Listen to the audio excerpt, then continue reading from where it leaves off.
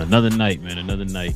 YouTube, Relle King, podcast listeners all over the globe, guys. Welcome to a brand spanking new episode of Cap and Crown episode. I don't know what episode we on, but 178. It's the NBA. 178. It's the NBA podcast. We're glad y'all guys are here with us. We talk all things NBA related over here. You guys already know. There's always news, man, cropping up here in the NBA, man. Always, especially here in the offseason. With there being a lot of moves and sort of like things like that, rumors going around, possible signings, possible buyouts. We've been hearing a certain name possibly being bought out. So yeah, it's always something to talk about, man. We got stuff people got to pause on. We got some stuff I was told, different debates and all kind of stuff, man. So listen, you're in the right place. We definitely appreciate all y'all, the people who recently subscribed to the channel. Appreciate y'all too, man, as well. Shout out to the members of the channel, man, for helping keep the lights on. We appreciate all y'all, man. So if you're new to the channel, into NBA content, do us a favor. Hit that subscribe button. Join us here every Monday, every Wednesday, and every Friday morning, y'all. We have these same conversations and others those 3 days of the week. So join us here. Also, too, if you guys can do us a favor, hit them likes. That'd be much appreciated as well. It does more for a channel than you know. And listen, if you got any questions, any comments addressing any of the topics that we bring up here on the show, simply add it to the comment section with the C and C in front of your question or your comment, so that way we know you're addressing us and not your fellow Glow Yard members. All right. And if any super chats come in first, we'll address those first. All right, King, you ready to get to it? Yes, sir, bro. Let's do it. All right, man. Let's do it. Got to get into some. I was told, man. This John Wall has some comments that it's not necessarily what he said. It's kind of leads to what we kind of talked about in the last show, man, with certain narratives and stuff like that. So we're gonna get to it, man. Let's get into a little bit of I was told. I was told. I was told. I was told. I was told.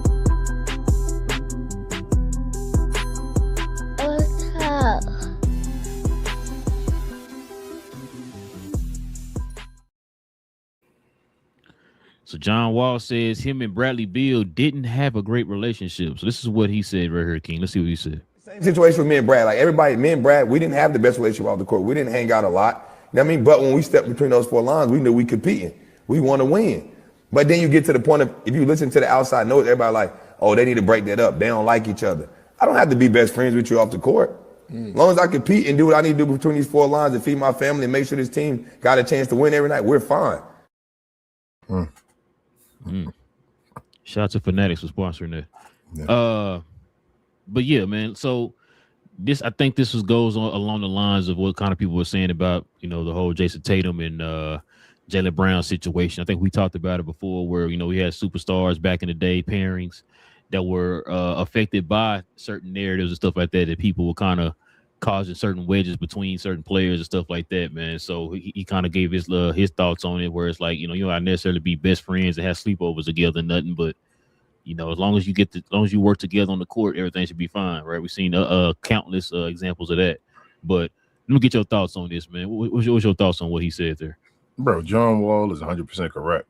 And John Wall is one of my favorite, former players that actually calls the game now. And it's crazy because I had never thought John Wall would be this. Like, John Wall had kind of like a kind of reputation in the league of a way of just being a certain type of player and then, throwing up signs and all that type of stuff, my guy. But yeah, John Wall, man, just calls it like it is 100%, bro. After he left the league, I guess. Him and Bradley Beal didn't have to be best friends. Like I'm not even always best friends with everybody I play with on the court. You feel me? I don't just you just go to the court and be like, just play with your friends all the time. So I was here to sit, pick up people and stuff like that. Hey, what's going on? You feel me? Like, you got Knicks.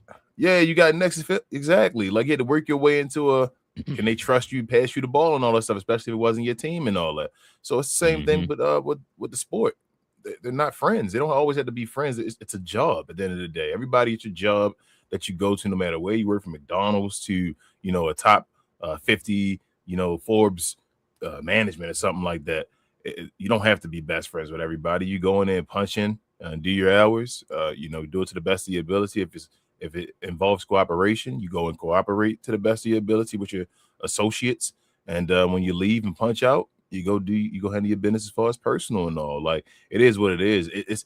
It does add a difference, like to the job, makes the job, I guess, more fun in a way if you do have your friends there and all, because obviously you can be there, you can bounce things off each other that you can't really do with folks that aren't your friends. But at the same time, you don't have to be friends to get a job done. We've seen that done countless times. I mean, back to, I don't want to just keep saying Jordan, but I mean, Jordan and Steve Kerr and all were fighting and all. You feel me? Jordan and Scottie Pippen. We here they didn't really hang out and all that stuff. You don't know how to hang out. Shaq and Kobe. I don't know where that came from. That's more with the LeBron narrative as well, but that's not the way you have to win a championship. So I agree. Yeah. So kind of go back on what the underlying conversation was. Like we used to have folks on the channel tell us, certain parents need to split up and all that. And I kept telling folks, we would tell them, like, no, you don't have to split them up, man. Nope. You don't have to split them up. Just put a better product around the guys. And because you see what those two guys can do, put better pieces around them, right? We was talking about, for example, Orlando with Paolo and Franz, right? Yeah, it's like, bro, they lack shooting. We've been saying that for the last 2-3 years. Every long Paolo been in the lead. Point guard, all that, right? Yeah, better center. Because Wendell Carter is more like a backup center than a starting center, but he did prove himself a little bit during the playoffs. I'll give him that. But overall, there's certain things that their team needs, right? And so we talked about the same thing with Jason Tatum and them, man. Like, because people kept trying to split them up. It's like, bro, put a better product around them. They did that, and what happened? They won a championship, right? They even got to the finals a couple years before that. So that's why I say, man, like, when you see stuff like this, us growing up, like you said, we saw this type of stuff before, and then you see those players. I think you even said it on the last show.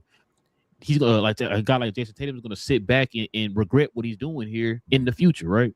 And we saw that with guys like Shaq and Kobe and Penny and all these guys, right? They said this themselves, like, Brent, if I had done things a little different, no telling what would have happened. I had right? more championships, yeah.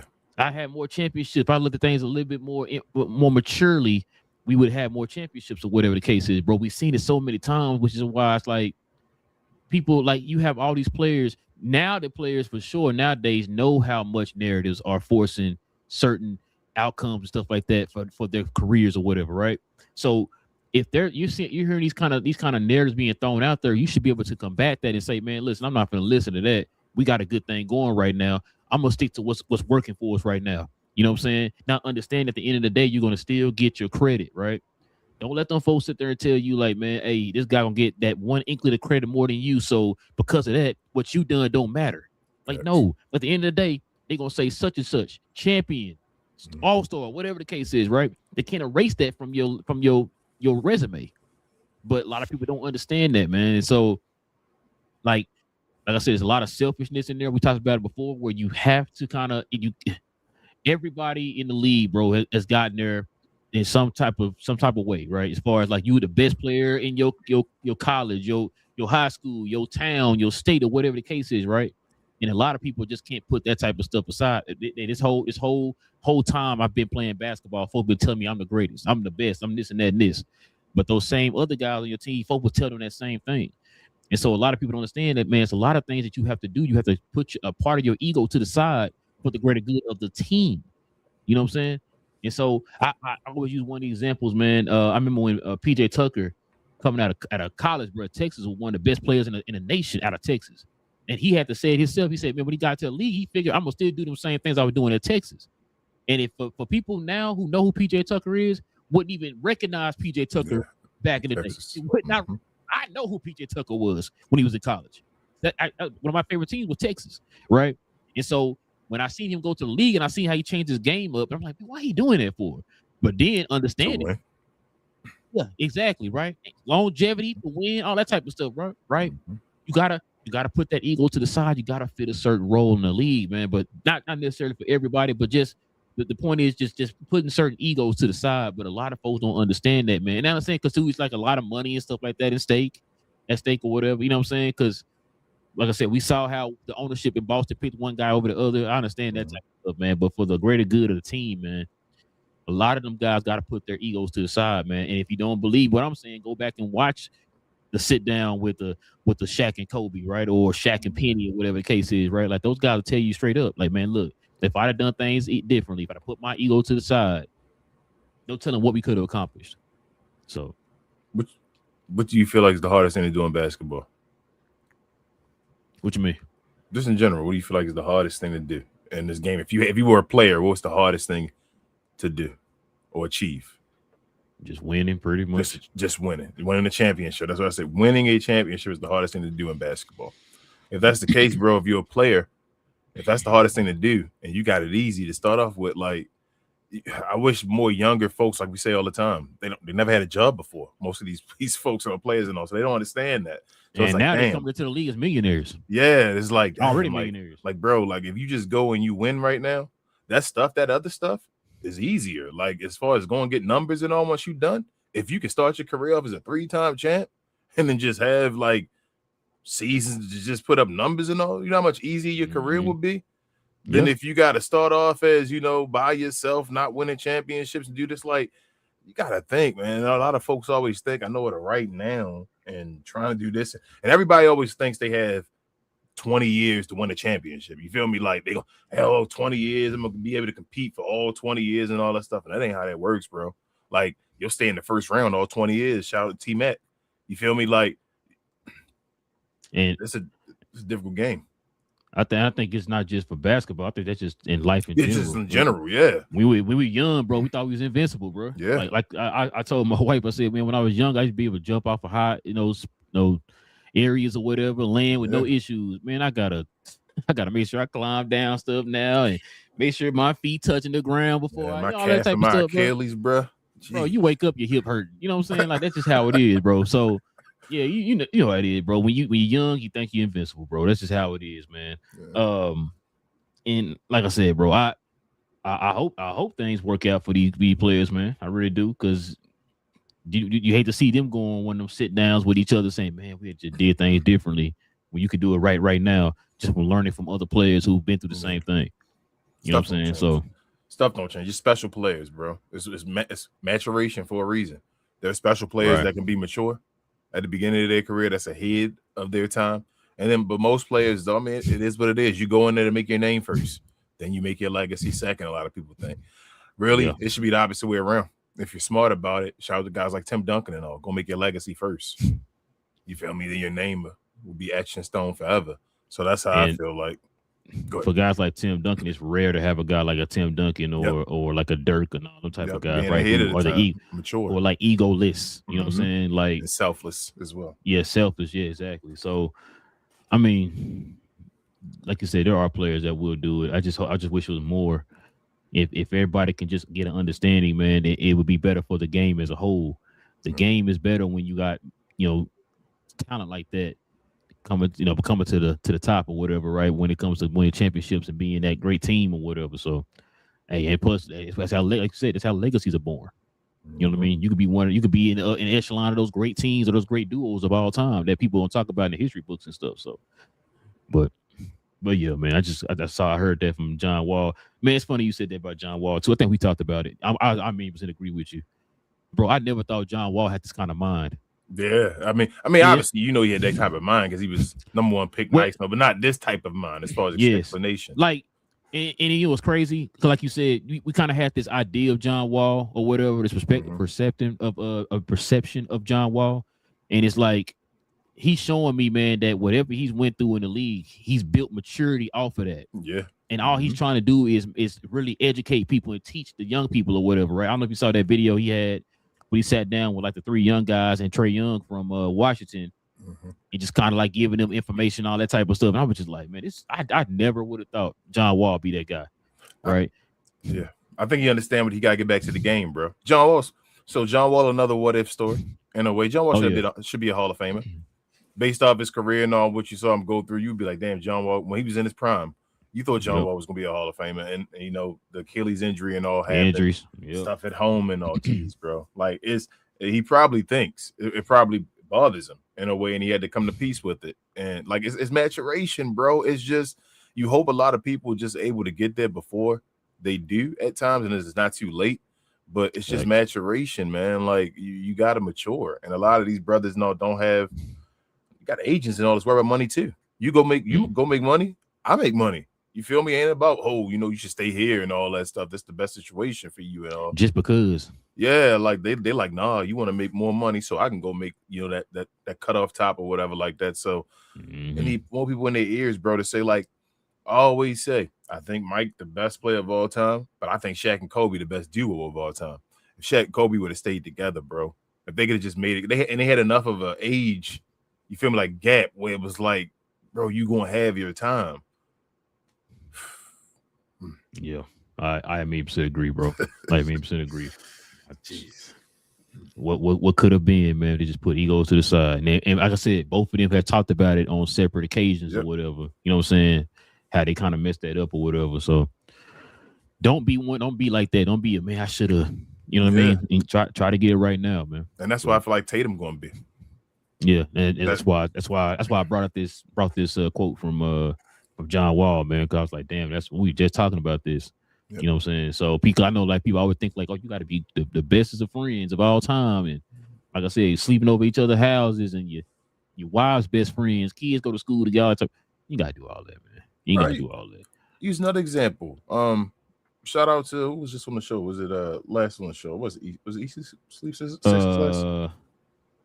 No, it was no. Shout out to Mike. Big Mike. Yeah, Big Mike and all that was on the show, and he asked me about how we started doing the show and all, and I was like, man, me and bro never met each other a day in our life, but we built this type of relationship and all that stuff based off of us wanting to accomplish something together. You know, doing this and all. Like, bro, you don't have to be starting off as the best of friends to have a common goal to want to do something. Like, that's how you become friends and all, finding common goals and all that type of stuff. So yeah, man, like, nah, this is real life stuff. We understand how this goes. You don't gotta be buddy to do a job. Exactly. All right, King, what was that brought to you by? Shout out to our guys over at Fanatics, bro. This I Was Told segment is brought to you by the folks over at Fanatics. Fanatics is the world's largest collection of officially licensed fan gear from all the leagues, teams, and players you love the most, including WWE. You can earn fan cash to redeem them in your orders, jersey protection for when your favorite player is traded or changes teams. They also have an unrivaled selection of authentic fan gear and Fanatics exclusives that are only available on the site. So if you need some merch and are interested in helping the channel, scan the QR code on the screen or follow the link, which is always in the description. Yes, sir. All right, King, let's get into a little bit of a recap of what's been going on around the league.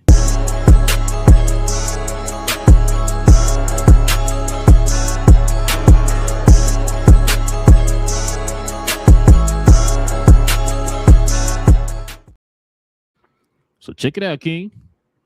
This is pretty interesting, man. I know we've been talking about all these moves these teams have made this offseason. So we got 5 of the most under the radar signings of the summer, man. So let's go ahead and take a look at this, man. Let's start with this one here. Yeah, boy, Tim Hardaway Jr. When he's in reserve, Tim Hardaway Jr. is often a candidate for the NBA 6th Man of the Year. He finished 5th in 2020-21, 9th in 23-24, and 3rd last season when he averaged 13.5 on 44.7% shooting and 40.7 on 3-point shooting. Knowing what the Heat gave up to acquire Giannis, they needed another scorer and got one in Hardaway. What's your thoughts on that, King? Let's kind of piggyback on that word we just used earlier, bro. Maturation.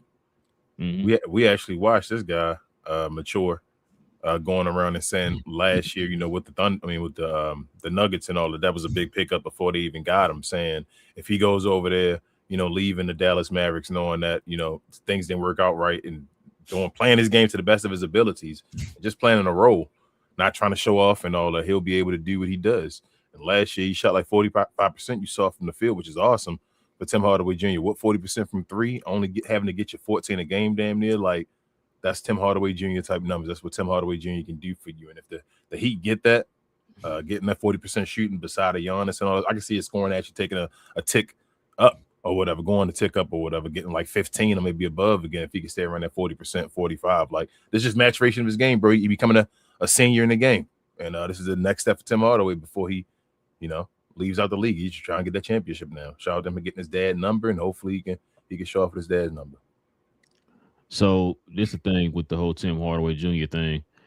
It's always been where he was at in the pecking order. Yep. Where he's been on the last few teams that he's been after he left Dallas, that's where he should have been, right, in the pecking order, which is why he's been effective. When you're not putting a lot on his plate and asking him to do a lot, that's when he's as effective as he's supposed to be, right? Well, so when now he's on, I guess, the Miami, I need to look at Miami's team again, bro. But this move for Miami, because I think you talked about it, they don't have any shooters. No. They're gonna definitely need some shooting around Bam and around Giannis. Both are not the greatest shooters, right? So they're gonna definitely need some shooting. Tim Hardaway is definitely a gunner. I don't think he's gonna end up starting. He's gonna probably end up coming off the bench as well. So just adding him, we're hearing rumors of Klay Thompson possibly going over there. Mm-hmm. That'll be two guys that can definitely help stretch the floor, and two guys who are pretty effective in the 3-point shot when they got guys who can, command a lot of attention or whatever off of them and just get them open shots. So, people say, no, and I'm just gonna say that's a good look. Especially that's crazy to say now, to be thinking being Mavs fans or former Mavs fans or whatever, like they might get Tim Hardaway Jr. and Klay Thompson. That's actually a good look for Miami now. And like I said, when he ain't asked to be the second option or the third option or nothing, just make your shots, bro. Catch and shoot. Yeah. Catch and shoot, bro. We don't need you dribbling the ball. Bona fide role player now. Yeah, just do that one thing. Now it's not to the point we need you to do other things. We ask you to do this one thing, and you should be good to go. You know what I'm saying? You find out what player strengths and weaknesses are. We found out at his peak, Tim Hardaway Jr. can be a good 3-point shooter. He has the shot and all that stuff. He can shoot 40% with volume. Go do what you're good at, bro. We need you to do the thing you're good at. That's all we need you to do. Facts, bro. Let's see what we got for next, man. So check it out, King. Undrafted Gillespie. Luke Kennard and Colin Gillespie. It says undrafted Gillespie and had a breakout third NBA season in 80 games for the Suns in 2025-26. Gillespie posted career highs in scoring at 12.7, assists at 4.6, rebounds at 4.1, steals at 1.2, and minutes at 28.5. He shot 41.8 overall and 40.1 on three-pointers. The Suns brought him back on a 4-year deal and added 3 more points, 3-point shooting with Kennard at 47.8 on threes last season on a cheap 2-year, $13 million contract. King. I ain't know Gillespie all-around game was like that. Breakout year. Yeah, like, damn, he almost averaged 5 and 5 on the side. I'm like, all right, bro. But no, that's a good look, especially pairing him with oh man, I'm not gonna lie to you. Looking at his all-around numbers, that's Gillespie. That's something there as far as all-around ability. Like, not now you see why I was saying, man, I'm gonna keep an eye out on Phoenix. Yeah, on the Suns and all that stuff. I knew he did his uptick in like scoring and all. I got to like 13. But like I said, I didn't know he almost had 5 and 5. That's awesome. In 28 minutes or whatever, like you get more of a job and all. That's when you look at like per 36. You feel me? That's when it's like, oh, he's not doing it. What do you do for per 36? You give him more time and all. He do that. Get his overall up and all. You know, he's gonna shoot more than threes if that happens. But yeah, bro, like everybody got to do their job on Phoenix again. Do your job. Find your shooters. Don't force anything. Don't try to be crazy. Don't try to Devin Booker. Don't try to be above and beyond and try to show off against people no more. It's not your job anymore. Like you already established now in the league, you're Devin Booker. If you want to try to win now, try to win with your team. It's about people being mature, bro. That's what this whole offseason about so far. But it's another good pickup. I agree. All right, man. Let's see what we got up here next, man. Shout out to our guy, John Collins. It says solid veteran who who flirted with the All-Star status while with the Hawks and the Jazz, even though his scoring average dropped to 13.6 with the Clippers last season. Collins shot 55.2 overall, and check this out, King, 40.6 from three. He gave the Pistons an efficient scorer, a finisher around in the paint, and a solid rebounder and capable defender. These are all facts. This is why I want to see him alongside a what's the boy name? Jalen Duren. This is what I want to see. Duren might be going somewhere for the low on the low. No, don't say that, bro. I want him to go back to the Pistons. I want him to go back as well, but the way they need bro, him. he go there. I told you they legit. They're part of the big three in the East for me. They my big three if Jalen Duren go back, but if he don't go back either way, this is good. This is a baby Blake Griffin type move from before and all. Like John Collins has been again started his career in the wrong role. Probably he had skill. You saw he could do a whole bunch of things once you actually get him in his role. Seeing as he can do stuff efficiently and all that type of stuff, like he can go and help a team. And I think he's gonna be a huge step up for the like they could have used him this year. They would have loved having John Collins on the team with them on this playoff run. Like they're stepping up, and they're not really getting a bunch of like ridiculous ball handlers, but they're getting skilled guys beside, kind of like what we said with Luka before with back with Dallas. Just get guys that can actually finish a play. Like John Collins and the guy you want the 3-point line just cooking dudes and all. But if he gets a one-on-one and they double, you feel me? What's his name? Cade Cunningham. He swings the ball to him. John Collins can go finish the play or whatever in a one-on-one situation with stuff going on. So yeah, bro, I like this move a lot. This is awesome, especially if they get Jalen Duren back. That's a good 1-2 pickup, a 1-2 punch at the center power forward position. This adds athleticism for them too in the front court. It's a lob threat now. Cause I know you was talking about the some of the passes that Jalen Duren was getting was more like let me dish it to you in the paint, and then he kind of just finishes around the rim on his own. But this one, K would actually have a lob threat. So when you do the pick and roll game, we got a guy you can lob it to that can roll to the rim, while also being able to pop outside too. So yeah, this adds a bigger player too in the front court that can do a little bit more too. He's bigger than what's the guy name he just lost? I'm tripping. Tobias Harris. Oh, Tobias Harris. Yeah, you going to I don't think he's bigger than Beef Stew. They about the same. They about the same height. About the same height, but I think Stu like got a little more. Girth, pause. But as far as I'll ask you a crazy question. Can John Collins be better than Jalen Duren? Jalen Duren's still 22. I hear you. I know that, but I'm just saying, based off of what you've seen and all, and you said about a lob threat and all that stuff in the system. We just talking about systems. If they had to lose Jalen Duren and they got John Collins instead, would that really Yes. You think it would really hurt them? Yes. This is why I've been saying this whole offseason. They got to get Jalen Duren back. Like, I like the pickup. I do. But this will really put them over top. Like you saying, top 3 and all that. This will really put them up there like that if it just add Jalen Duren to what he can do. You know what I'm saying? Yes. I'm agreeing with that. I'm just saying, would they be I'm just asking you, would they be worse? Do you feel like they would be worse if they switched out John? I think they'd be a little bit worse because then who's going to be the starting center? Paul Reed? Like, I mean, but Jalen Duren, so I guess you feel like Jalen Duren just a bona fide center though. He just a for what they need. He is. Got you. Okay. So if he had Beef Stew beside him, John Collins, you wouldn't be like say it was before the last year or whatever like that. He wouldn't have been like, oh man. So if it Beef Stew and Collins? Yeah, instead of Beef Stew and Duren is what I'm saying. You don't think John Collins?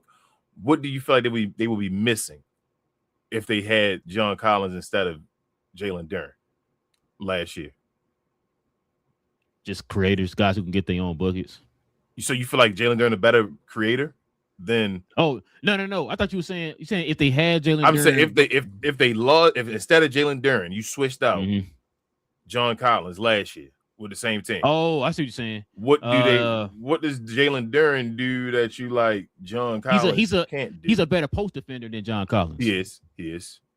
And that's why I'm saying, like, because remember his presence in the paint actually helped him on the defensive end. It does. Yeah. But I mean he was getting in the playoffs. Like John Collins can playoffs are different. I understand that part. But that's what I'm saying, like with the playoffs too, that I think that would take a lot off of his plate with a guy like a John Collins in the front court. I agree. Because be honest with you, there's nobody else in the front court on Detroit that's really taking pressure off of Jalen Duren like that, which is why we were sitting there saying, Jalen, listen, bro, you got me 20 in the regular season, bro. You got to give me something. Yeah. You got to give me something in the playoffs or whatever, right?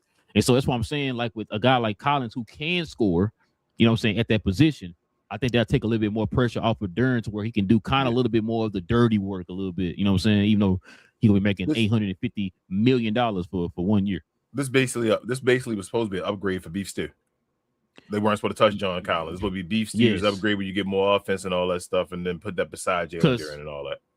Because listen, I was sitting there because think about it, it's a little bit redundant with Beef Stew and Collins. I mean, not Collins. And Duren. Jalen Duren. Yeah. So when they got rid of Beef Stew, I was kind of like, whoa, what's going on? Like, what they finna do here? Because Beef Stew was one of the catalysts of defense or whatever, right?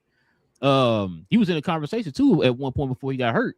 You know, kind of being one of those top defensive players in the conversation, the defensive player of the year and all that stuff. But love him over there in Detroit. You know what I'm saying? And so when they got rid of him, and we heard he got Collins, I'm like, oh, that's interesting. Okay, it sounded to me the brass thinks that their defense is good enough. They just got to start sprinkling in some offensive guys. No, we said that, and we said that, right? So it's like, you know, I think it's kind of what they're doing, which is why I was saying I think listen. Sign me up if they had Jalen Duren and Collins starting in the front court, bro. Especially with Cade, what Cade can do for them. You know what I'm saying? About getting guys involved and all that stuff. I think that'll be nice. Gotta be mature, bro.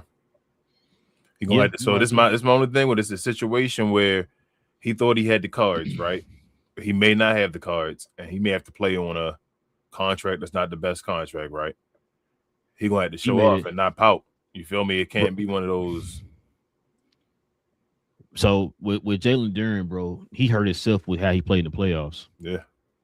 Now, if because he was straight up in the playoffs. He was number 1 seed, but he hurt himself in the playoffs. I know right now he's trying to bank on the fact that look what I did during the regular season. It's like, but for us to pay you that kind of but for us to pay you that kind of money, bro, we need to have that type of production in the playoffs when it counts. You know what I'm saying? We need you, not just in the regular season. So that's what's hurting him right now. You know what I'm saying? 1+1 playoffs. He's saying regular season. Look what I did in the regular season or whatever. So he need a 1+1, but the thing is that you don't like a couple of reasons you don't want to play with that. One, you young, you never know what can happen, and two, you a big man.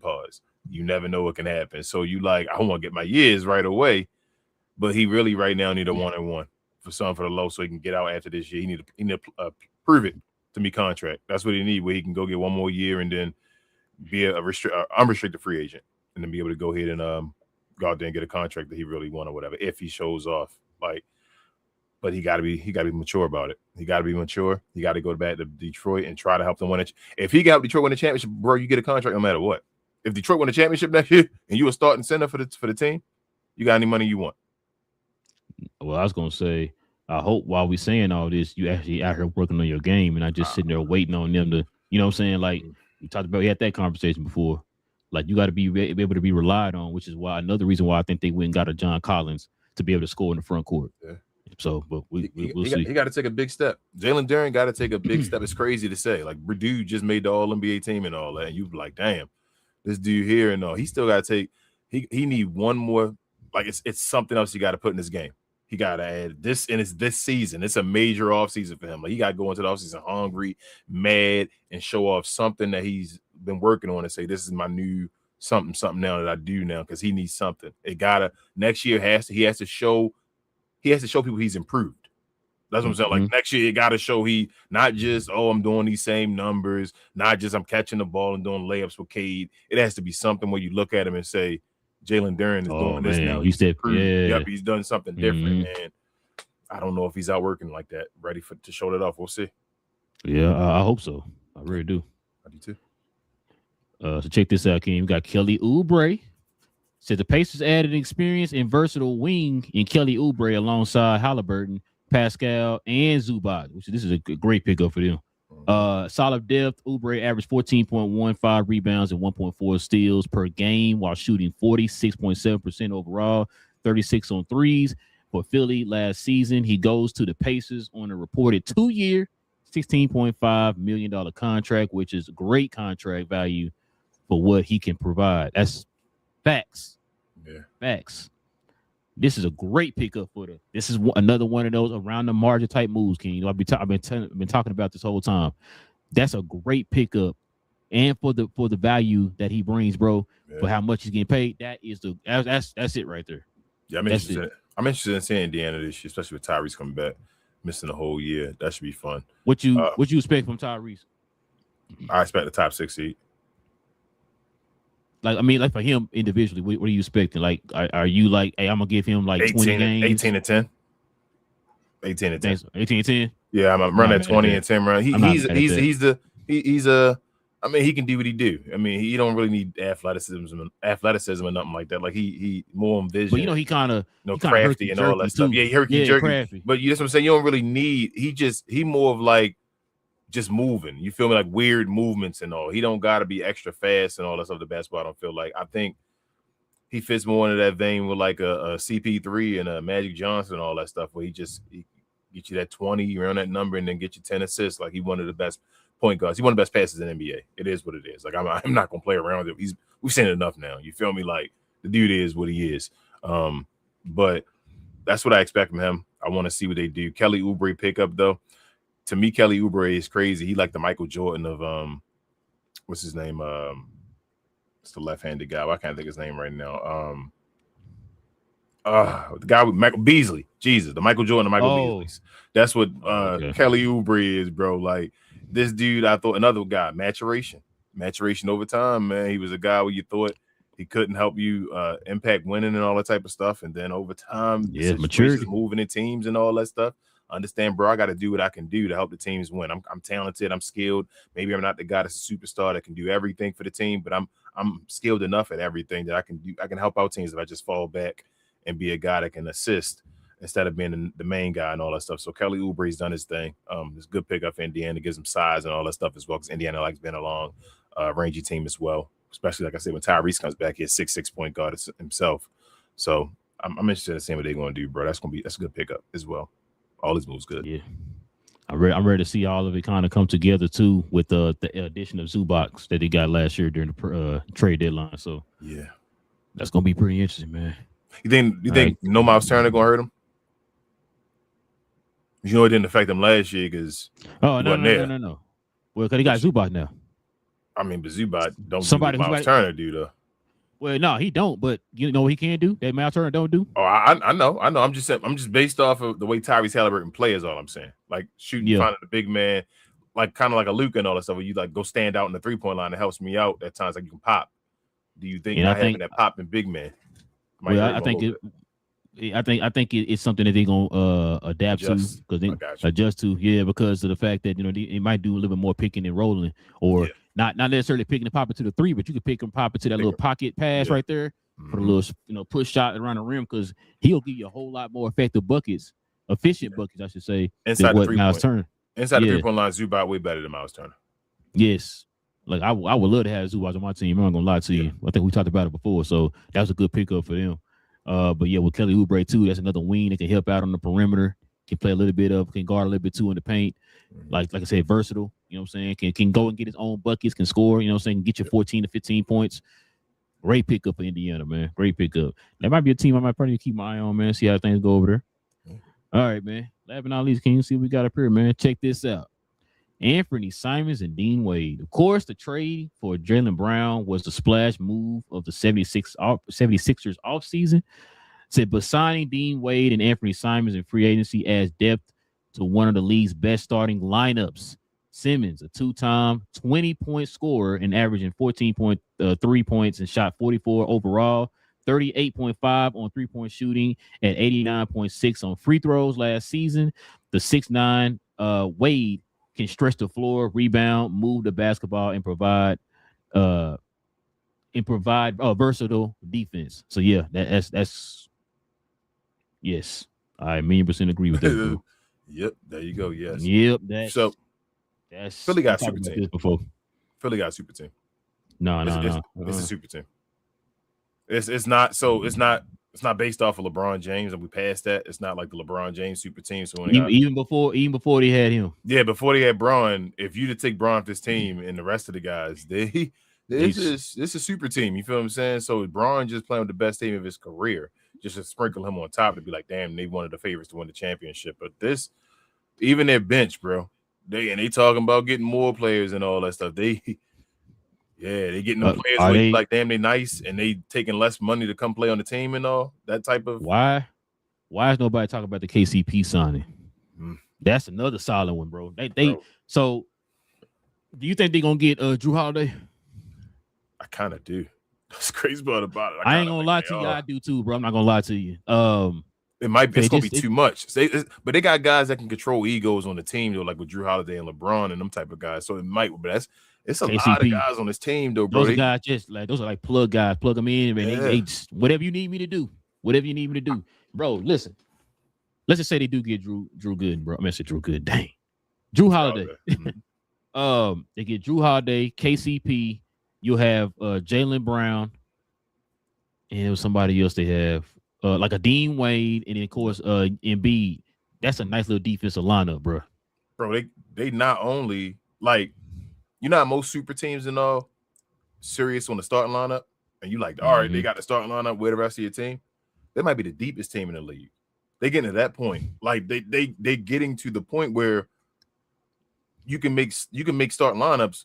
Like you just said, throwing guys from their team, like saying, bro, that's a good starting lineup right there. Like you added Dean Wade, and you can add Anthony Simons, or you can add Drew Holiday or whatever. Like that's a starting lineup that competes in the league. They're getting to that point.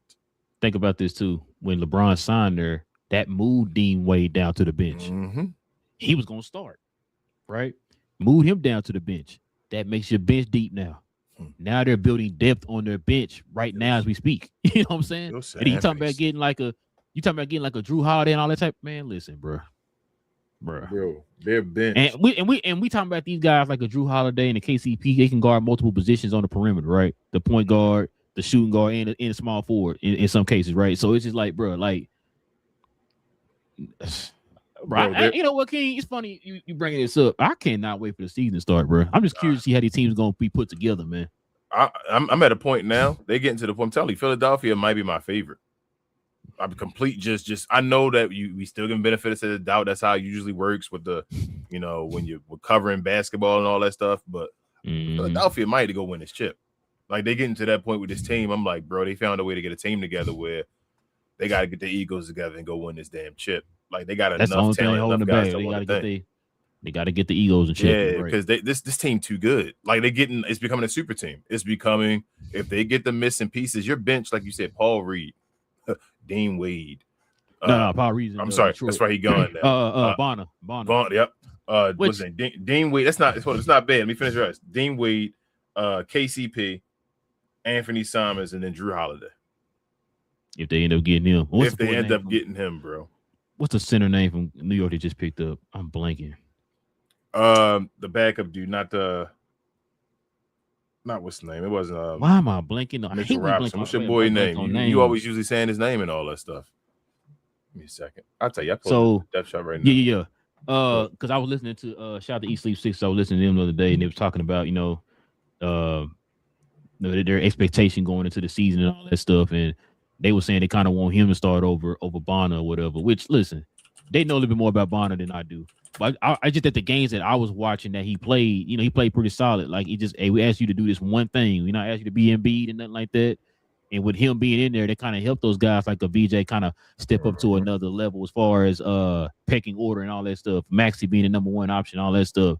Paul George finally taking that role and stepping into that third option or whatever, right? It kind of moved everybody up in the pecking order. You talking about Porty, right? Yes. So he might be the backup center, depending on how things go between. It's like a coin flip right now with him and Bonner. So, like you said, I'd have went with Bonner, but you know how people is with their teams. I can't be mad. You be seeing something outside and be like, they know a little bit more than better than I do. I'm just saying from the games I saw. Like I said, I'm not saying he was like, oh my God, who is this guy? Nothing. He's like, he's a solid, energy guy. You know what I'm saying? Embiid saying he healthy. I still think it's all come down to Joel Embiid. It's crazy to say it's all Joel Embiid. And again, him being healthy, he said he's healthy right now. He talked to Braun and them, and supposedly he'll never be healthy again. I think that's bull. Like we've seen enough of Joel Embiid. I don't think he'll ever be healthy. Bro, you got to be able to keep your body where you stay like 70%, bro. That's it. Like you just have to stay at a certain percentage, You not don't. overexert yourself. Like, Yes, you don't have just to stay, carry. You don't have so to that you can carry. always be around. Your job is to finish the season. If Joel Embiid can finish this season, Philadelphia should be champions. Facts. That's how I feel. That's literally I how I agree. feel. If he can finish the season, Philadelphia should win a championship. I agree. All right, King. We can turn the page here now, man. We can look at this right here. So this is which players will have the biggest impact on their new team. So we got Jaylen Brown, Ja Morant, Kawhi Leonard, LaMelo Ball, and Giannis Antetokounmpo. I'm gonna give you a crazy answer. An answer I think people are not gonna expect me to say. I'm gonna go Ja Morant. I think Ja Morant about to remind people. And I think Portland about to be a playoff team. Not a play-in, playoff team. Especially with Kenny and all of them. I was gonna say I heard some comments from Ja. It sounds like he's motivated. He's ready to prove everybody wrong about kind of the perception of who he was or who he is or whatever since leaving Memphis. So yeah, I could see it, bro. Like everybody else, I think gonna be the same or maybe a little bit less because in a different role. I think Ja about to go back to Ja Morant. Now the question I have for you is not for Jaylen Brown, it ain't for Ja, it ain't for Melo, and it ain't for Giannis. Is Kawhi actually going to go to the Raptors? Because I know you heard the news. They might not be done with that investigation till 27. Yeah, if so the investigation not over, man. Kawhi, I've already told you. I think Kawhi might retire, bro. We might be getting towards that point. Like so, saying a dude that can skip seasons. You feel me? Like Kawhi old. Every year is like damn near 7 years. It's like dog years. You feel me? Like with Kawhi Leonard. So yeah, I'm wondering how this is gonna go because Brandon Ingram. It's about to get ugly for the Raptors. They did something not the best if this happened. That's why you had to wait. That's why I was saying the other day. This might shouldn't have made that move, bro, until you knew it was you said you was gonna accept it and then you reneged. So the thing is he will he be able to play for the Clippers during all this? Like, how does this work? I think technically yes, he would be able to, but I don't think the Clippers would want him to because they want to trade him. They already told you feel me, like everything is already said, so you don't want to like. So what about Brandon Ingram though? Yeah, that's what I'm saying. Like stuff about to get weird. That's why I really thought. I think we said on the show probably about a week or two ago. We was like, "Oh, they gonna definitely have this done by next week or whatever." At that time, like next week or whatever, because like, bro, you can't have these dudes just sitting out here because, like you said, it's gonna be real awkward. Hey, I know I traded you, but can you come in here and drop 20 for us or whatever? Yeah. Excuse me. And then it also changes the dynamic of the team. Remember we had a conversation about 1A and 1B and all that stuff last year. Mm-hmm. Brandon Ingram not above Scotty Barnes. That's no. Right. You feel me? Like there's a nah, bro. You not above me. You just traded your ass away. Wish you would come back to this team thinking that. Nah. So I don't know. That's gonna be interesting. I don't know how that's gonna work. They're gonna trade it. The Raptors will have to, but the thing is that they need to hurry up and get it done. And the Raptors really need to say we out. You feel me on the Kawhi, which I don't know that they want to do that because they told their fan base now that they try and get Kawhi back. So they need to say they out on Kawhi and trade Brandon Ingram somewhere else. That's crazy, bro. Yeah, I thought they would have already had this investigation already kind of wrapped up, but I guess not, bro. I guess not. Well, yeah. So those are the 5 players that a lot of people are expecting to have the biggest impact on the team. Like if Kawhi does play for the Raptors, he will have a huge impact. It's just is he gonna play for the Raptors? That's the question. But yeah, man. But all right, King, let's go ahead and turn the page here, man. Somebody got to pause, man. And you already know this guy. We didn't have so many videos. This guy is getting ridiculous, bro. We're gonna start. I might have to start calling this segment after him. But yeah, somebody got to pause, bro.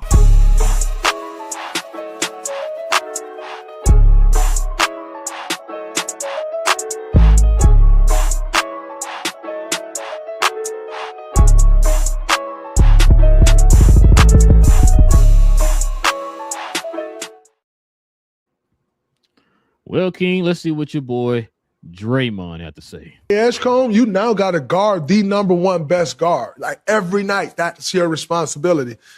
So, that's going to require some sacrifice. That's going to require some buy-in from a young fella. Young fella had a great rookie year. He coming back into his second year thinking like, yo, this is my chance to take that jump. He kind of the fifth option.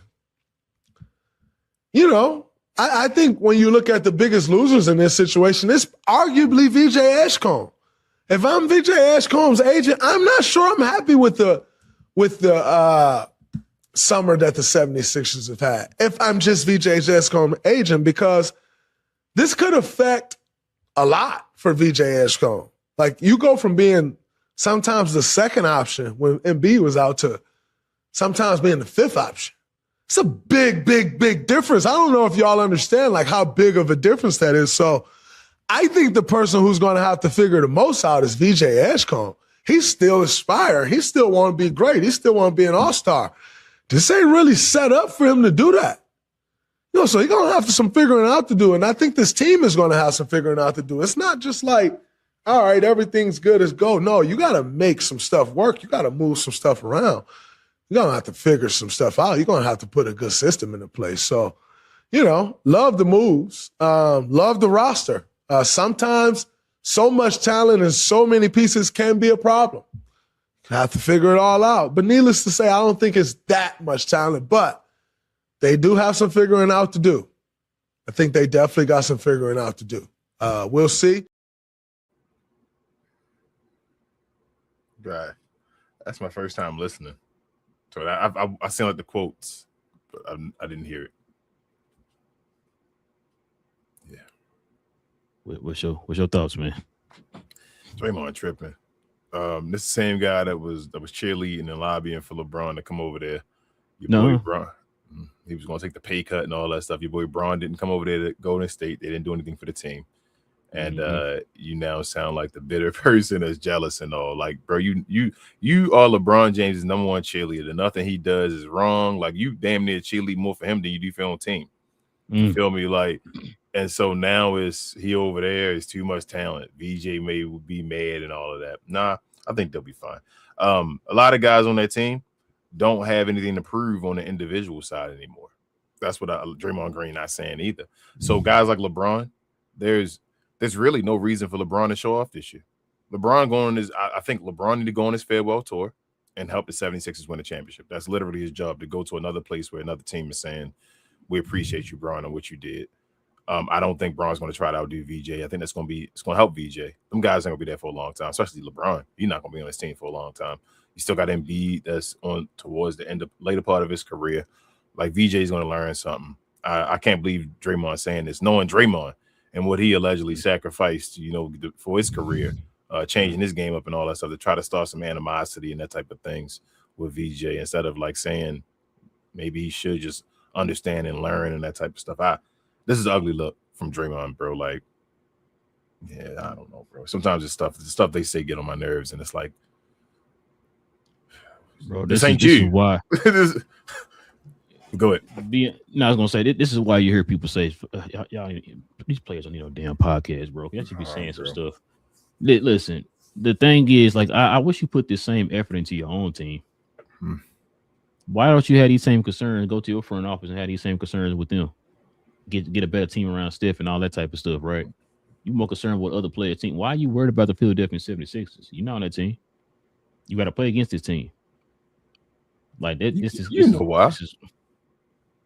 I know. This is ring culture as well. This is the bad part of ring culture. Draymond Green got 4 rings, so he know everything. Right. Hey, what you I'm a big say Draymond Green fan. Hey, some of y'all shouldn't have got certain positions or whatever. So yeah, you feel me? Like, you should have never gave you Negroes money. You feel me? Yeah, never give you money, right? So yeah, it's one of them cases, bro. Like, yeah, man. Because sometimes I never really listened. I've never really sat and just listened to a whole Draymond podcast before. Normally, we hear these quotes, it's these quotes, right? We see these clips and stuff that go viral and all that type of stuff.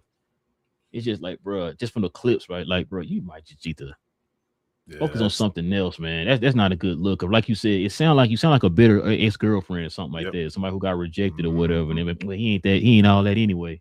It's like, bro, really? That's crazy. You hate, Like, he like, literally what we looked like he doing? was hating. It's Exactly. like Draymond, So, for you, like that, it don't fit. It don't fit with Draymond is that guy, supposedly. So why would you be hating? Then he like, it's a bunch of talent. It may not fit. Like, he really sounded like he was like a bitter ex, bro. Like he was saying, he was yelling, it's a bunch of talent. Then he's switching up what he's saying. Oh, I don't even think it's that much talent and all that stuff. Actually, I'm like, bro, you got a lot of talent. Yeah, actually, I don't even think it's that much talent. Hey, they gotta get everything together, but they'll be fine. Yeah, he got to sacrifice. He was a great together. rookie. He gonna be the fifth now, but they don't got that much talent. Then why he sacrificing and being fifth? That's what you were saying. Yeah. Okay. My wife was sitting there. It's funny. My wife was sitting there talking to me earlier about that. She's like, "Wow!" It's like everybody got a podcast. I was talking about somebody earlier, and I was like, "Yeah, they got a podcast now." And she's like, "Oh, wait, they got a podcast? Like everybody got a podcast now?" So yeah, man, some of these folks just be saying stuff, bro. It's like, yeah, everybody need no damn podcast. But Draymond started on this team? No. Okay, then they got talent. I mean, there we go. Come on, bro. Draymond not starting on this team. Whose spot he taking? Hey, why you trying to put a wedge between the young fella, man, the team, bro? BJ don't move like that. That's what I'm saying. I don't BJ know. is definitely a team guy, bro. Yeah, and then he talking about he going to have to play defense and all. I'm like, bro, I mean, he still got Jaylen Brown beside him and all. Like, so defense is different. When you got to play defense by yourself, like literally by yourself, there's nobody else that can play defense. Defense is harder, right? Yep. When you got guys beside you that can play defense, right? Defense becomes easier. You feel me? Like you don't have to give all your energy on defense because you just got to hold your position for a second. Because if I got to move over, switch.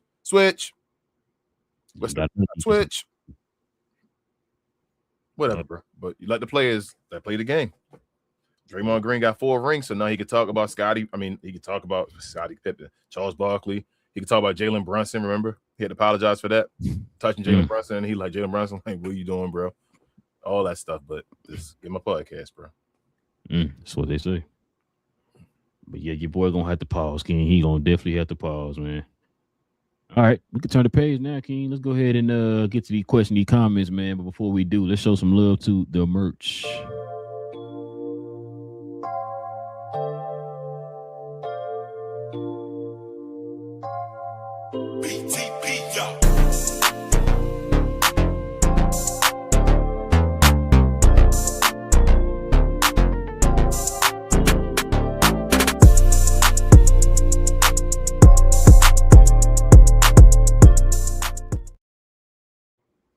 Yes, sir, ladies and gentlemen. If you're interested in the merch of the channel, like the shirt I have on here, the NBA on NBC themed cap and crown shirt, simply scroll down to the description box below. Click on that link to the site, y'all.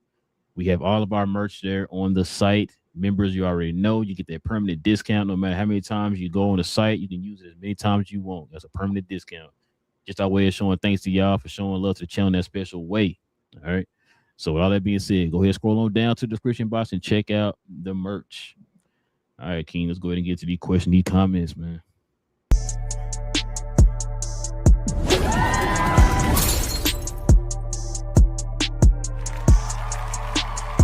Sponsored by True Classic. The most interesting customer came into True Classic today. A young man came in right when the doors opened and said he had a job interview in just 30 minutes. The challenge, or so he thought, he had about $150 to work with. Now, in most places, that's a fancy shirt, maybe some nice socks. But at True Classic, when you add more, you save more. So not only did I set him up with a pair of our 4-way stretch chinos, not only did I set him up with one of our white button-down shirts, I even helped him complete the look with one of our coach's jackets. All for just $130. So he found his fit, looked great for his interview, and I'm pretty sure he got the job too. That's true value. All right, bro. AJ says, hey, what up, AJ? Appreciate you. What up? What's that? Mollet or Mola? I'm sorry, whatever. I apologize. I said, how are you with the Cam Newton dabbing emoji? What up? Well, what up? Let's see. I'm sorry, I read these damn comments. I love y'all. Daniel said, what's up, everybody? Happy Wednesday. Definitely check out Daniel Berry if you haven't already. Subscribe to his channel for all the YouTube highlights for sports and other things as well. He does a video game and that type of stuff too. David says Kobe and Shaq won 3 rings in a row. That's still amazing. Yeah, last 3-peat. Yeah, last 3-peat. Yeah. Who is this guy? BA. He says, preach, bro. You don't need to be friends to pod up, bro. Can't stand me. Oh, man. Shout out to BA. Shout out to BA. Shout out to Big J, too. Where you at, Big J? I'm surprised he ain't in the house. Yeah, surprised he ain't. Oh, he probably didn't go tonight. If I say probably go see Spider-Man, but not tonight. Let's see. I don't know. I don't know. What is that? To Melka or whatever in the comments and all. That's something to talk to us individually about. Like, hit us up socially and stuff like that on our socials. We might be able to assist you, but not on here. Melissa, she's a Glow Yard member. She said, good evening on this wonderful Wednesday. What up, Melissa? Wednesday. Shout out to our guy, Big Mike, over here on Switch for Real Basketball. Make sure you guys go over there and subscribe to him as well. He says, fellas. Yes, sir. What up, Mike? What up, man? Manga says, yeah, he not the rim protector, not rebounder. Collins is. Yeah. Or during is what he means. Yeah. Yeah, not as far as that, but Manga said Toby averaged 20 in the playoffs, the second option. Collins can't do that. Yeah, not as far as I won't compare him to Toby. Yeah. I'm saying as far as what Duran was doing last year and all. I guess he said that when I said so. I was saying that he can add a different dimension to what Toby did. Yeah. It's a different dimension. Even if he don't average the same, Mangus, like it does different for Cade Cunningham for what he's allowed to do. The type of way you gotta think about it too, Mingus. Like now they got other weapons on the team now that can you can spread that average out of Toby amongst other players. But now they got more players that can go out there and score the ball now. Yeah. So, but that rim protection, like rim running, and guy that can like throw a lob up and say go get it. That's a different beast when you got beside a guy like Cade Cunningham and all that stuff. And like you said, John Collins can step up and get the 3 too. Not only a pick and roll option, he a pick and pop option. He gonna do both. Like I said, baby Blake Griffin. Well, I say damn near 71%. 40% from 3, right? He shot 40% from 3 and like you said like 55 from the field. Like 55.2, 40.7 or something like that from 3. Shout out to Tyler. He said I was hoping Pistons signed Duran for a 1-year incentive, I guess, driven contract. Yeah, it might end up being something like that. Yeah, I say don't lose hope, Tyler. It might be doing that, man. I'm thinking I don't know what the cutoff time is, but shit, whenever, right? If they don't get, because when I hear his name attached to nobody else right now, so if he don't, I think it's a cutoff date. That's why he would be J not on right now because he would have told us. But if he don't sign some type of contract by then he'll do that 1 year, like you said, that contract you talking about, Tyler. Yeah. Because I think he so like I said, it's even come down to 1 or 2 things, bro. He either gonna play for the Pistons for the low, right?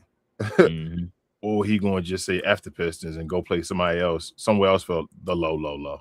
You feel like the low and say I don't even care. I just want to go prove myself to see if I'm better than the Pistons and all that. So 1 of the 2. And I mean the Pistons probably got the upper hand right now, so we'll see.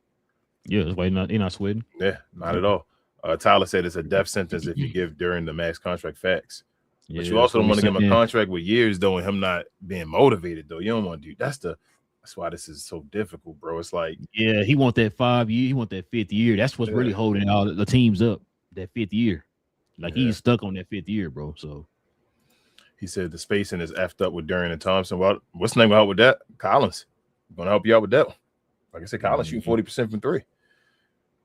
But Thompson do got to come in with something too. We can't just put it all on Duran. He got to add something too, bro. I'm sorry, bro. He do. You can't go off your athleticism no more, bro. You got to add something. Does he got to be in the playoffs? Does he need to become the number 2 option? What's his jump for you then? Well, no. What's Thompson? Like he's not his brother. You know what I'm saying? Like he has potential to be like his brother, but he's not his brother. So 3. I mean, so he need to be a Sean Marion. I've been saying that for the longest. Like Sean Marion was not a guy who was just like, okay, give him the ball and run plays for him. He just did a lot of things off the dribble or whatever, right? Or in space or with backdoor cuts and all that type of stuff. That's kind of player he is. But Sean Marion was always a top 3 though. Well, until he was, you feel me, like won the championship and all that stuff in his prime. But you got to remember how he was used though. It's a difference. Yeah, I'm agreeing with you. I'm not disagreeing with you. The time that he actually put him on a team, remember when he played for was it Miami or the Raptors? One of them. Yeah, he went over there to be the guy, and we saw what happened. Right, it didn't work well for him because he's better playing off of somebody else and moving without the ball or whatever. That's kind of player that Thompson is. The only difference is Thompson plays at a time where you have to be able to space the floor. Yeah, because when you saw what happened in the playoffs for him, right? People were playing off of him, and it made it harder for Jalen Duren to do what he needed to do, and Cade to do what he did. You know what I'm saying? So I feel like Thompson actually more of a better ball handler than Sean Murray. No, he is. Like with the ball in his hand and all that stuff. Sean didn't do all that extra stuff he like finished. that, bro. He's a finisher. He's a finisher. He's a finisher instead of an initiator. Yes. I feel like Thompson may be more of an initiator than a. He finishes, but they got a weird. The Thompson brother is so weird. Somebody got to figure out how to actually like completely use them because they special, but they got to be like it's a niche or something you got to find.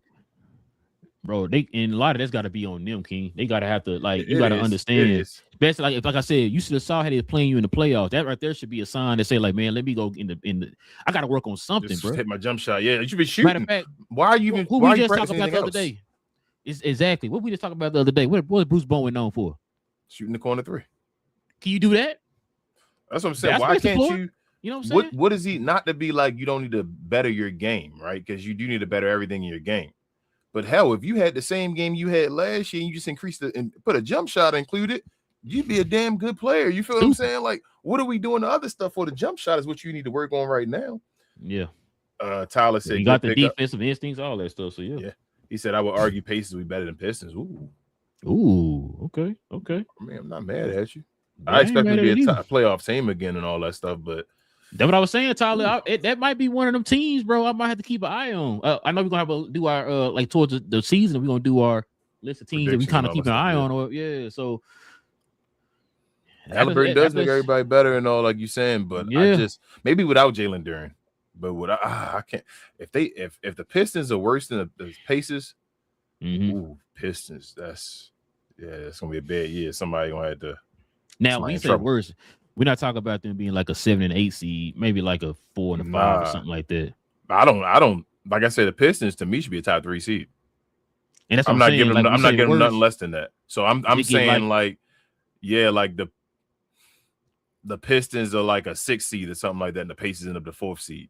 I'm like, that's what I mean. Like, I don't want nobody to think we saying like, oh, you saying they're gonna be worse, like they're gonna be in the play-in or something. Like, no. We're talking about like if Indiana like you said a 4 seed, and they're like and the Pistons like a 5th seed or a 6th seed. Yeah. Then yes. If they're like 3-4 together, and it's like about one game or something like that, you feel me? That's the same thing. But like I'm talking about the Pistons being better than Detroit. We 6. Like, we saying if they competed with each other in the playoffs, like 7 games out way predicting the Pacers to beat the Pistons, like with no hesitation. If I'm doing that at the end of the season, something wrong with the Pistons. Like they got like a 3.5 game lead or something like that on them.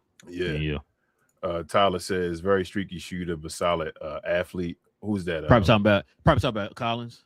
Collins. He wasn't a streaky shooter last year though, Tyler. So he shot 40% last year from 3. Yeah. Tyler said I heard they may get Ben Simmons too. Yeah, that's what man. You think? Hold on, who I don't know. Ben Philadelphia. Oh, okay. I don't know if Ben would do that and come back and all that stuff. But I heard Ben trying to come back to Philly if Philly allow him. Yeah, let's see about that one. Shit, I would. Ben Simmons for the low. Like he about to say, let me say, look at what Tyler about to say right. Ben could play center when Embiid needs a break. That could be wild. Yep. They both go out like just trying to fix up their creative process. By the end of their career, they just getting everybody else to get them to win a championship. That'd be amazing. I'm with you, Tyler. I hear what y'all saying, but y'all know how Philly work. I don't see them bringing them back. Yeah, so I know how Philly work, but here's my thing. If Ben Simmons go back to Philadelphia, something got to be. He got to be willing to do something because you see how Ben left Philadelphia and all that. You feel what I'm saying? Like if he goes back to Philly, he already know how they're going to treat him and all that stuff. Yep. So the microscope is on him in Philadelphia. If he goes back to Philly, ain't no. You feel me? You're gonna be lollygagging around and all. I'm just here chilling. Like you got some making up to do. Yeah, they want to win a championship this year, so he could fix everything though in 1 year again. If they go and win a chip and Ben Simmons part of the team, it's like Dwight Howard in LA. Oh yeah, LA, yeah. It fixes everything just like that, bro. And it's gonna be even better than Dwight in LA because Dwight in LA want championships. You don't remember 2012, huh? Nope. But Ben Simmons, if you go back and help him win, though, especially backing up Joel Embiid, oh man, they would love that. Philadelphia forget everything. He said, need backup bigs. Yeah, backup bigs. Yeah. Shout out to Mac. Said, love what you guys are doing. Appreciate you, Mac, man. Appreciate you, man. Appreciate you. Jorge said, Kawhi deal is on hold. Yeah, that's what we said, Jorge. That's like, and that's what I was saying. Like, what's that mean for the season? If they talking about the investigation not going to be up until 27, you know what I mean? So it's like, so what are they supposed to do? What is Brendan Ingram supposed to do? You know what I'm saying? So, this about to be a nasty season, bro. They really, if this trade does not happen right now, I think you basically screw both of them teams for the season. Like they're done. Yeah. The season is over already, I think, for both teams. Which is why you heard those people saying they got to get this squared away so they can know what they need to do. You know what I'm saying? Because you're not just the Clippers, you're also affecting the Raptors. The Raptors. Too, so. Everything else will be in like overachievement. Matter of Even fact, if they had a decent year and all that stuff. What's that? 3-team trade? Was it? I thought it was just 2. It was 3 ended up being 3 and then? I can't remember. Maybe somebody trying to grow or remind us, but I could be wrong. I'm thinking of something else, but yeah. Jorge said Jai's confused on who he is. He thinks he's hood. He did, man. Jai was on. We had a whole episode last year on Ja Morant. And I remember folks was telling us, man, never mind. I want to go back. But we need a super cuts episode, bro. Just an episode we sit here and just do super cuts of our shows and all that stuff when people was going off. I swear we do, man. It takes time to do that. I wish we had like a real editor. You feel me? To be like that can set that up for us. Jeez. Jorge say the most overrated player ever, Draymond. He thinks his role is bigger than what it is. Draymond, my guy, Jorge. I ain't gonna go that far on him and all that stuff as far as playing, but yeah, he tripping right now. He tripping. He do got a huge role though. I see what you're trying to say though, Jorge. Yeah. Like he steps outside his lane or whatever, right? And it's like, bro, like we had to talk. We talked about the whole like Charles Barkley thing and all that stuff, bro. Like, yeah, you gotta calm down, bro. He one of them guys you kind of wish like, damn, why he had 4 rings? But part of the reason Steph Curry usually seen as the second best point guard of all time is because of Draymond sacrifice. So you feel me? Like I understand it on both sides. It is what it is, bro. No, I looked at the comment. Oh, okay. I'm about to say it is what it is. Let's see. Wow. Melissa says Draymond acting like a bitter ex. Yeah. Yeah. Oh man, yeah. I said, yeah. I see the comment. Chauncey Billings said Jordan 96 Bulls versus Kobe and Shaq. 2000 Lakers 96. 2001. If you went 2001, then we have a conversation. 2000 against 96. I still would pick 96 Bulls even against 2001. I don't know, bro. I told you I keep going back. But that 2001 team on the low. I be like going back and forth. I feel punking out in a way because I don't be wanting to call them the greatest. That really might be my favorite, like the greatest team of all time to me, bro. I really I ain't gonna lie to that's you. The greatest team of all time. I know I'm a Mad fan and all that stuff, but like this kind of like we always say, stepping back and kind of looking at things in a broader perspective, bro. Mm-hmm. Like that Laker team was special, man. That 01 Laker, bro, was that Laker team was special. That little run they went on with 3 years or whatever, bro. Like that was. Remember, you know what makes it even more special for me is not knowing that Kobe was that great. So you feel me? It's like hindsight now that we know that Kobe is now. Yeah. Back then, I didn't know Kobe was at that level that Kobe was at. So to know that Kobe was still that with Shaq being what we know Shaq was, bro. That 2001 Laker team, bro. Like I tell people all the time. How did he get to this point? Oh, it started here. Yeah, it started with this guy. We thought that was like, imagine you had this guy in front of you. And you was that special guy. And this guy is arguably considered the greatest peak of all time. Like, this is crazy. Shout out to Eddie Jones, man. Yeah, man. Like that 2001 Lakers team. That might be the greatest team. That's one of my picks. Between them, like I said, it's 96. Them, the Bulls, 96, and the 86 Boston Celtics. No, not Boston for me. It's the Golden State Warriors. My three picks. Okay, if I had to pick my three guys, my top 3 to go to the finalists. What about top 5 though? 01, was it 96 and what's that? 16. 17.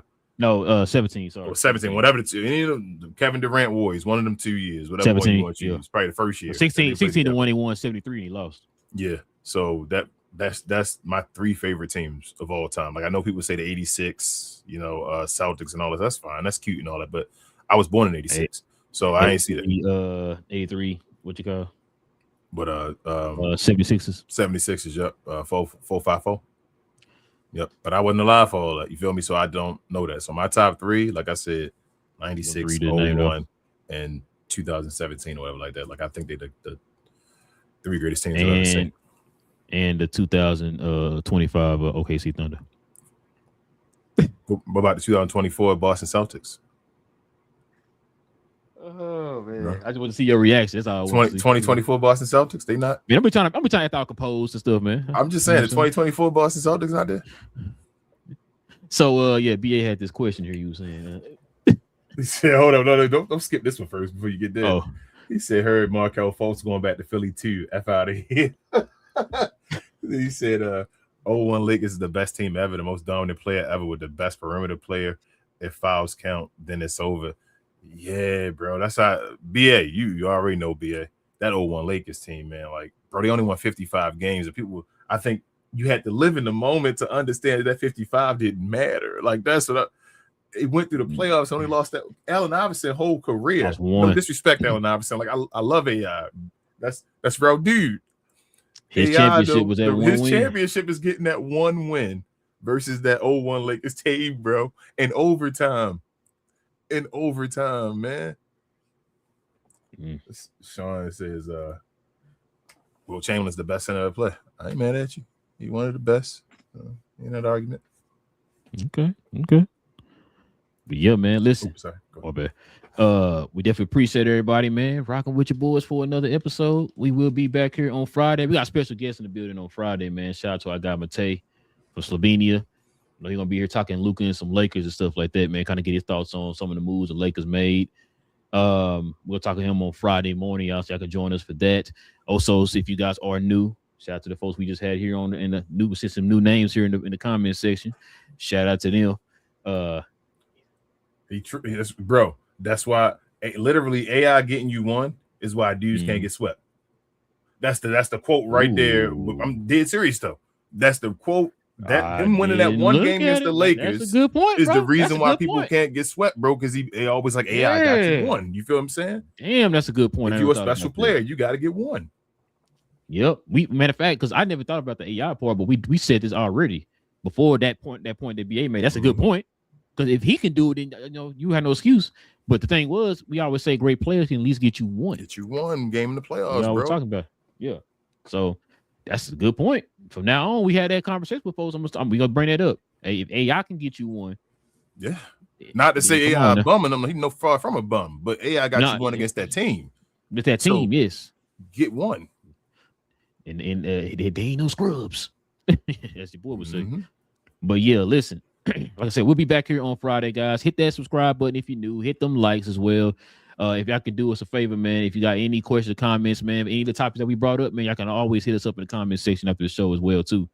Also, you want to become a member of the channel like Melissa here on the screen, hit that join button right there next to the subscribe button. Join us here on Fridays. We have our Friday morning show dedicated for the members of the show. So you guys can join us here on Friday. Everybody can watch the show, but the members are the ones who can actually comment on Friday mornings, y'all. So follow us here Friday morning for more content. Like I said, we'll have Matei in the building with us on Friday.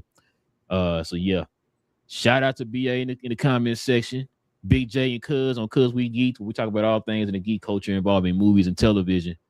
Cuz over here, man, showing off. He saw Spider-Man tonight, so and he gonna see it again tomorrow. But yeah, we'll talk about that on Saturday. Me and BA the only ones gonna watch it on Friday. So we'll have a spoiler discussion on Friday morning for Spider-Man Brand New Day. X-Men, did you watch X-Men 97? I'm just waiting for you, remember? You want to talk about did you so my question, do you think now? No. So you don't think it's her? She got to be involved because they've been saying her name too much and all that. Like she been through the Lord of the show. There are some people in the matter of fact. Hold on, let me see. Was she in season 1? No, because Magneto was with the X-Men the whole time. That's what I'm saying. There's been a whole bunch of her name, but everybody being connected. I think she gonna be involved on this one. She got to be, if I had to guess. I mean, now that you mentioned it, I just like I said, she had a side of the mind. I forgot about Mystique. But I'm trying to think because I think the last time we saw her, she was with Apocalypse, I believe. Yep. I could be wrong. if I can remember the old X-Men. On the first one, show. original one, I believe she was too. So I'm saying that she was a major part of the original. Yeah, you feel me? X-Men animated series. So for now to be like, you just see Morph all the time and not her, and you keep talking about it. I'm like, she didn't die, so she got no. She didn't die. So yeah, so I think she's somebody. I think she might not be her. She's somebody. Hey, they already got season 3 finished, and they already working on season 4, so she'll be in the show for sure. Yeah, but yeah. Anyway, that kind of conversation, y'all. We had that over there on Cuz We Geek, y'all, every Tuesday evening to Saturday morning. Like I said, if you're into DC, Marvel, Star Wars, all that type of stuff, man, follow us over there on Cuz We Geek, man. We had those conversations over there all the time. Like I said, we're gonna have the Spider-Man brand new day spoiler discussion on Saturday morning, and we're gonna be talking about X-Men 97 episode 7. Ain't it? 7. Yep, I got it. 7. So we're gonna have it's 9 episodes. It's 9. Yeah, I think it's 9 episodes. The last season was 10 because it was a 2-parter for the last 2 episodes. But yeah, we talk about all that over there on Cuz We Geeked. Kings or anything else I'm forgetting. Share, more share, guys. Also follow myself. That guy BA that we talked about as well. Queen, Travis, and sometimes Devin on We Talk Combat. So we talk all things combat sports and sports entertainment. Call us the best, brightest, and the blackest combat review show there is on YouTube or anywhere else. Help us reach our goal, y'all. We almost close to 500 subscribers. If you're in combat sports or sports entertainment, just come over there, help us out. Watch along throughout the week. Recap shows on Sundays, usually it'll probably Monday this week because we have SummerSlam this weekend. Come on over, join the party, and we'll see y'all again over here Friday morning with Matei. Go ahead, bro. Boy, I thought you had my back, BA. Thought you had my back, man. Damn. Thought we was Friday, brothers. Jeez. Everybody watching for me. Everybody listen so for you. Damn. They gonna have a secret show. But yeah. Oh, this too. He said this. Yeah, that's why. That's why we said why BA said this. Well, yeah, that so here's one. Well, he got swept. That 2000, what was that? 2004? What am I with LeBron? 2007. Damn. 2007 or whatever with LeBron. I'm not. You had to get one at that point, bro. You was a baby. You feel me? Allen Iverson was an MVP when he won his one. LeBron was 22 or whatever like that when he was in the finals. So that's fine. Excuse me. The one where he was supposed to win the one, J.R. Smith. That's why J.R. Smith, that moment, that was the 51 points. I'm serious. I mean, that was the point where LeBron had. That's one of the greatest games I've ever seen in my life, bro. I remember the reaction. Pointing to JR. JR like, what's going on? Huh? Like, bro, how you messed that up, bro? That was crazy. I remember watching that game, sitting thinking LeBron felt like he was a quarterback that game. He would literally hold the ball until like it was like 8 seconds left and would just make a move and go score on whoever he would every time. It was like so perfect, bro. And then I remember watching that play. I remember watching that play and I was confused. Like, wait, what's happening? Like when JR caught it under the rim and then ran back out. I remember like being confused, like what's going on? Back up, bro. See if you get a foul, anything or something. I'm like, is there a plan you doing here? Like, cause I'm confused. Like, what is happening right now? But yeah, bro, it was crazy, man. That was one of the craziest plays of all time. It might be the craziest play of all time. Yeah. I don't even think that was weed, bro. I think he might have been drunk on that one. Knowing him, it might just be IQ in general, but. That's one of those moments. Go ahead, finish this. We can do that all night. Go ahead, bro. Pause. But yeah, like I said, y'all follow us here. We'll be back on Friday morning, y'all. You already know it's Cap and Crown NBA podcast with your boy Relle and King in the building, man. We'll be back here Friday morning, same cap time, same Crown channel. No cap. Cap and Crown, man. We know who should be on that list is one of the most underrated moves of the offseason, King. The White Pal.